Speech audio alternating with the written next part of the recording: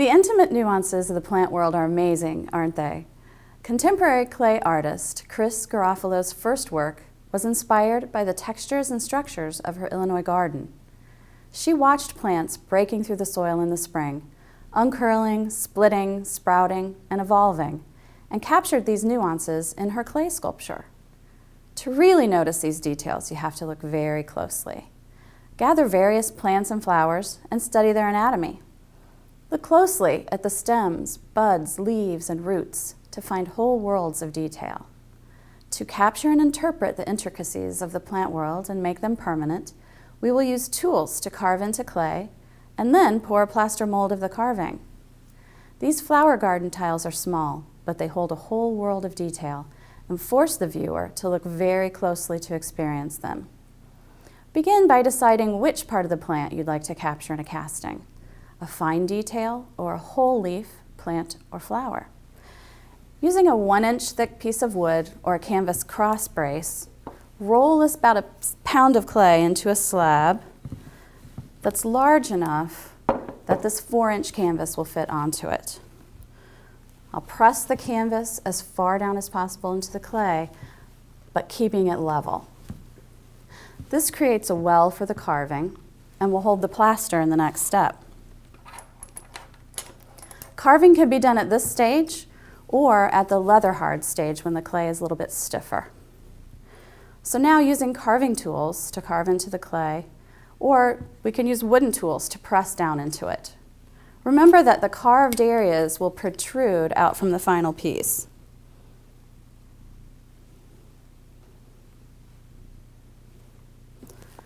We don't need to worry about undercuts because the clay will be removed when it's still damp.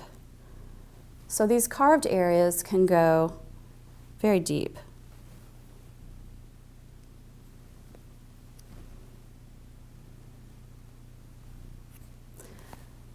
Be sure to add any textures that existed on the original plant or flower.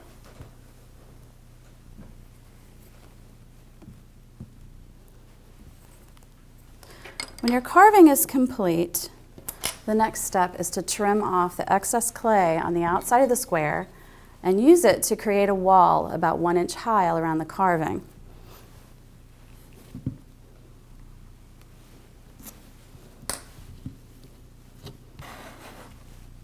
I'll smooth the seams and make sure the walls are tight and smooth. I've finished building all 4 walls. The plaster can be poured at this point or really at any time as long as the clay is still damp. I like to mix plaster by adding it slowly to the water until I see a little mountain of plaster starting to form. I filled a bowl with about 1 cup of water, and I'll just slowly add the plaster to it in small batches. And there's my little mountain. So I'm going to start stirring at this point. After it's stirred and smooth, it's ready to be poured into the carving.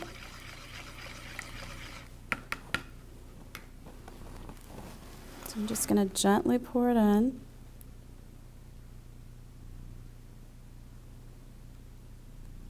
And I'm going to go about halfway up the walls.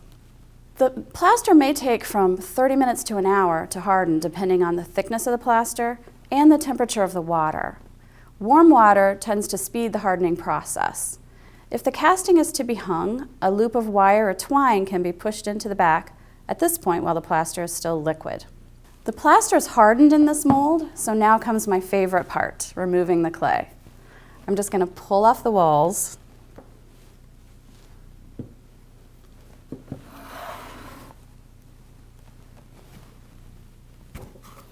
And the whole piece should come away in one piece. There it is. This clay is still quite moist and can be used again. Just make sure not to use it for anything that will be fired in a kiln. When the plaster casting is thoroughly dry, it can be painted with Blick liquid watercolors or left white to emphasize the beautiful textures. Thank you for joining me.